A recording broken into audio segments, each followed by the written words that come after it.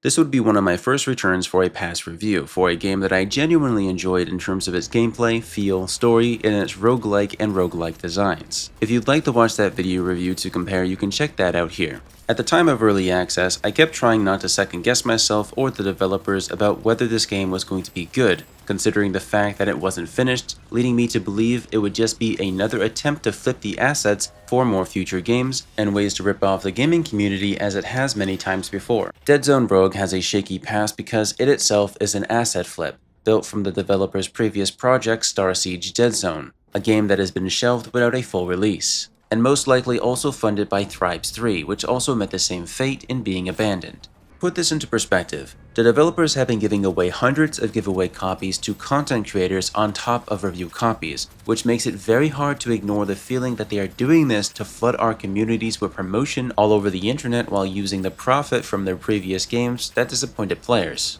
So when somebody gets a free game and also thousands of dollars worth of giveaway copies, it's usually going to be a lot more biased than a fair review, when they want to stay on the developer's good side for more potential copies in the future. Personally, I've received over 70 giveaway copies. More information on that in the description below. Despite these issues, I have to admit that Deadzone Rogue, taken on its own and ignoring the past, is a solid, highly replayable, and challenging game. The recent full launch and prior patches and bug fixes addressed major problems in stages 11, 13, 15, and 18 in Zone 2, while also toning down the scaling tremendously. Maybe a bit too much, as it still isn't in that sweet spot yet where it's challenging, fun, and rewarding. I'd say that most stages are either boring and easy or way too overtuned. There have been many workarounds to prevent hard logs, a save with a new checkpoint feature for players who need to step away mid-session, new missions, traits, weapons, which are arguably easy and not all that hard to acquire. The same could be said about challenge modes. Deadzone Rogue is still a well-done 4-player co-op shooter despite many of its issues. This is a game that is best experienced with friends. You can also play online with other players worldwide, but there will be frequent lag spikes and disconnections which seem to have become more of a problem since early access. Every time the game updates, you are kicked from the lobby. And since there is no way to rejoin the lobby that you were kicked from,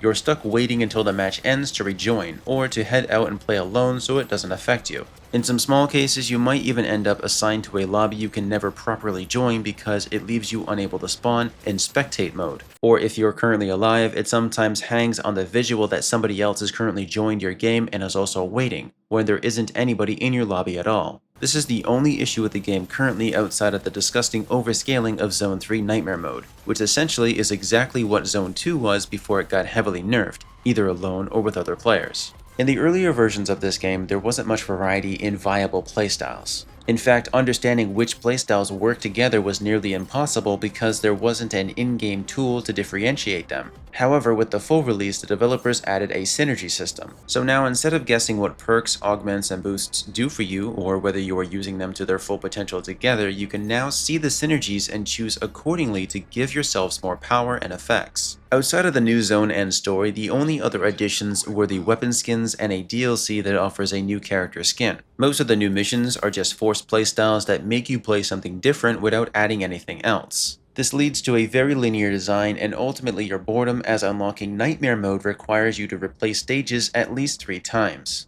The fastest and most effective way of clearing out each stage was and still is melee stealth, mostly because of the frustrating challenges posed by the manufacturing robots, the shielded enemies, and also all of the one-shot mechanics. The only exceptions were if you were able to manage to get a strong ricochet build, AoE build, or a grenade build. When it comes to new enemies, there are a few, including these ghouls that trigger a last stand attack when they die, which is brutal if several go down at once and end up rushing you together just out of sync to hit you regardless.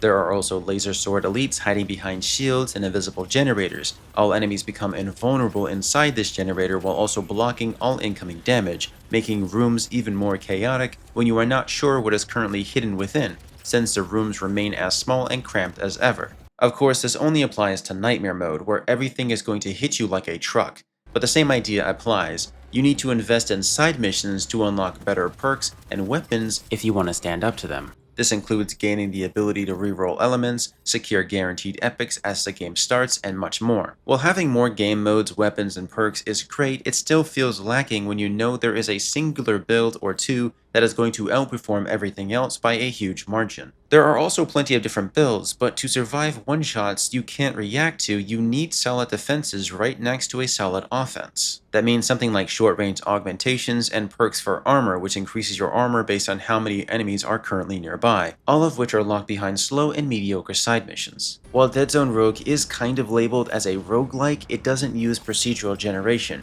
Every single stage is predefined. This linear design can help make the game feel even more repetitive over time. The only things really changing are the enemy placements, with build flexibility being the main source of variety that keeps you wanting to play longer until you finally got that perfect build. So unfortunately, besides this, nothing else has changed here. It's the exact same repetitive stages from each previous zone with an applied skin of brain matter and gore to change the aesthetics, which further demonstrates the developers' love for reusing assets. After playing through zones 1, 2, and 3 at their absolute worst, it took close to 40 hours to beat them all because of the overscaling and absolute necessity to build specific playstyles. If you're not too picky and you want a basic experience, normal mode up until expert mode will feel comfortable. I find nightmare mode more intriguing than anything else because it has a good challenge without feeling boring and lazy. This again is due to the fact that they have toned down how difficult the game is for a lot of the lower tiers. One big thing is that I was hoping for something new to spend the currencies on after reaching the cap,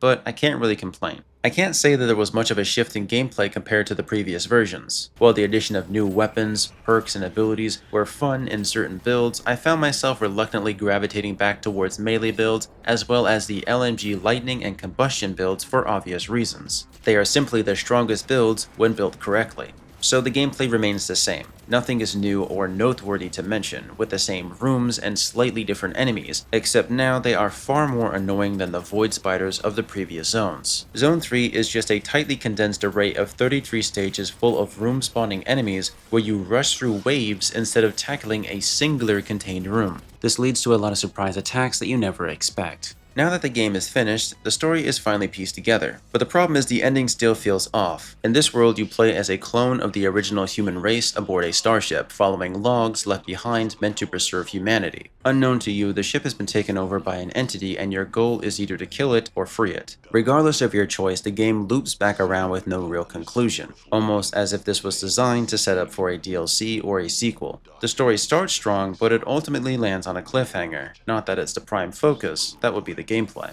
There's a lot to like with the full release of Deadzone Rogue, with the new perks, weapons, and synergy system making experimentation more interesting and understandable. And while Zone 1 and 2 Nightmare Mode has been nerfed down, Nightmare Mode Zone 3 keeps the challenge high enough for those who want it. At the same time, the game still leans heavily on a few dominant builds, and the story again leaves too many threads hanging. It's a very enjoyable game for the time spent playing it, but it still feels like there's more potential that hasn't been fully realized, just as there was potential with Thrives 3 or even Star Siege Deadzone. I don't want to claim that Prophecy Game is up to their old tricks again, but I just can't shake the feeling that this game wasn't finished.